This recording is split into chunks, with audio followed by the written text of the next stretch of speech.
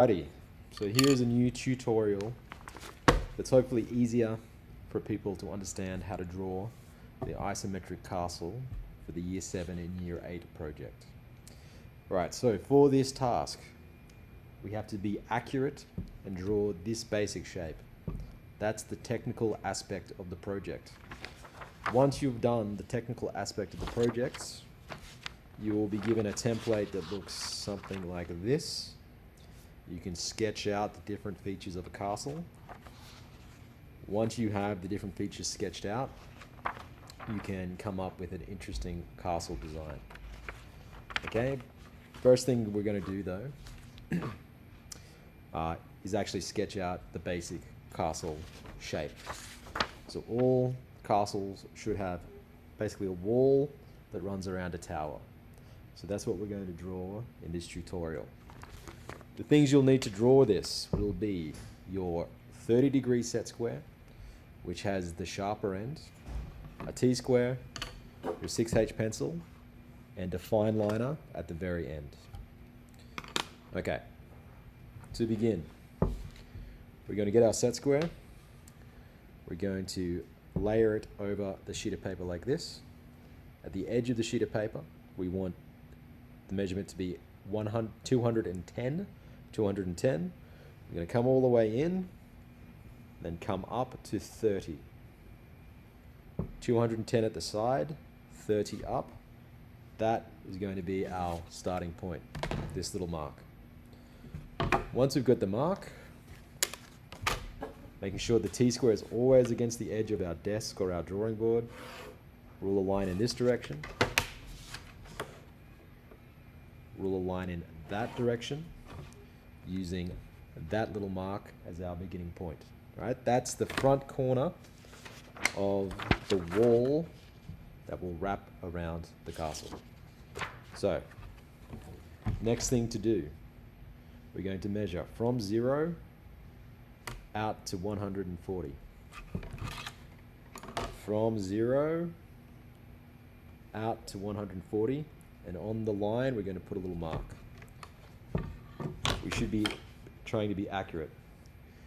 Put your T-square in place, put your set square in place, line up and draw a line against that mark. Flip your set square over, rule a line in the opposite direction. So you should kind of have a squashed square shape. Now we need to make a grid to plot out different features of our castle. Along the front line, put a little mark at every 20 millimeters.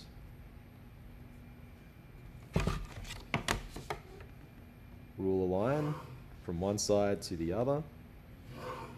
Right, I'm using as light a line weight as possible. Hopefully you can still see it. You want to use light line weight for this part, just because you'll have lots of lines in your page and you don't want it to be overly confusing. Alright, so we've measured 20 millimeters along this side. Do the same thing along this side.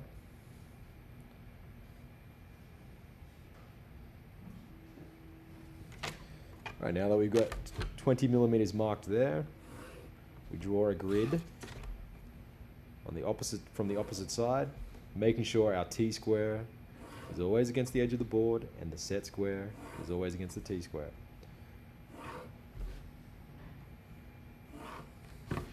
Alright, so we've got a grid. That grid shape is how we're going to plot out where different features of our castle will go. So we can plot out where the tower goes and we can plot out where the wall will go. Now, next part is to draw the wall that runs around the castle. So these are the points, these are the corners of the wall. Right? The furthest out corners of that square are the corners or the edges of the wall. So you're going to line up your set square, rule vertical lines up from each corner. Okay, how long doesn't really matter because we're using light line weight and we're not going to see it at the end. Alright, a line going up from each corner. Now, the height of the wall is 1 grid point high. So we're going to use heavier line weight to make this line darker. So that's how high the wall will be. We're going to line the set square up with that line. Rule a line from there, flip it over, rule a line from there. Fantastic. Then I'm going to make these use heavier line weight to make these lines darker.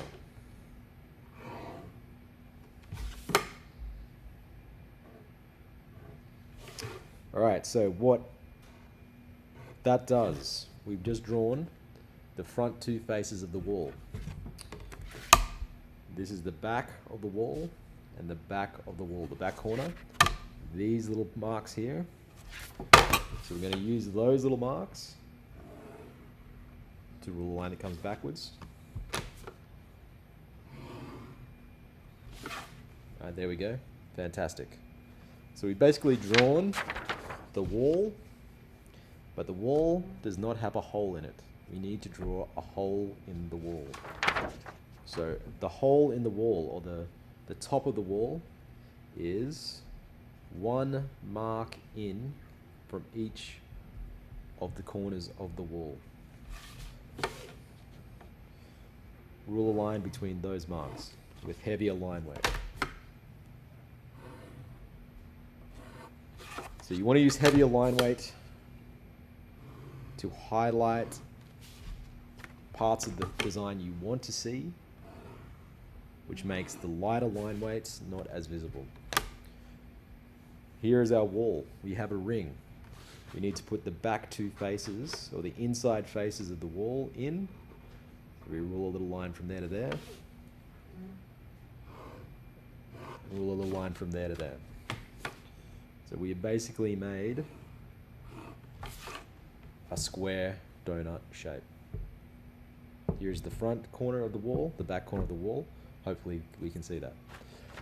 Last thing for our castle design is the tower inside our wall. The tower is plotted out at these points. That corner, that corner, that corner, and that corner.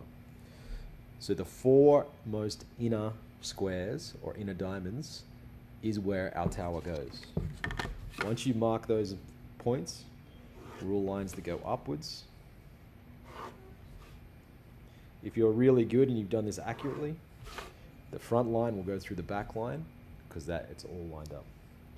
All right, so here is the plotted out part of our tower. We're going to measure 90 millimeters. Our tower is 90 millimeters.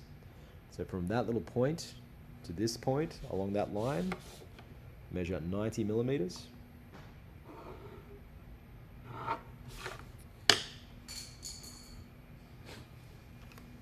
Okay, so that's how high the wall will be. Using that little mark there, the 90 millimeter mark, rule a line over. Where those two lines meet, flip your set square over, rule a line in the opposite direction. Where those two lines meet, flip your set square over, rule a line in the opposite direction, rule a line in your opposite direction. Right, and then we'll just darken these lines up.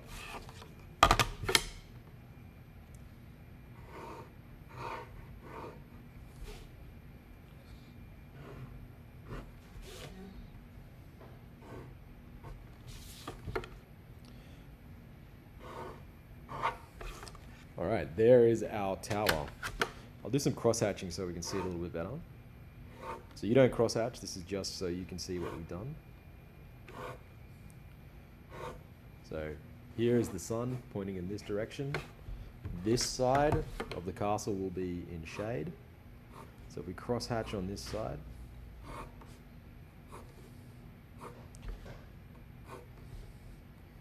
so cross-hatching just adds a little bit of three-dimensionality to the drawing, makes it look a little more solid, a little more real.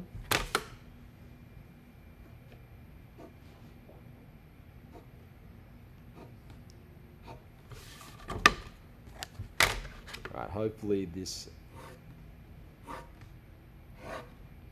makes sense. If this was your for real assignment, you would use a fine liner You'll use fine liner to go over the castle design and then add your extra details. Alright, so hopefully the shading helps us see a little bit better. Here's the front corner of the wall. It wraps around. Here's the back face of the tower, the top face of the tower, and the other face of the tower. So once we've done that basic shape, don't crosshatch. Go over it in fine liner. Then you can add your other details on top of your castle.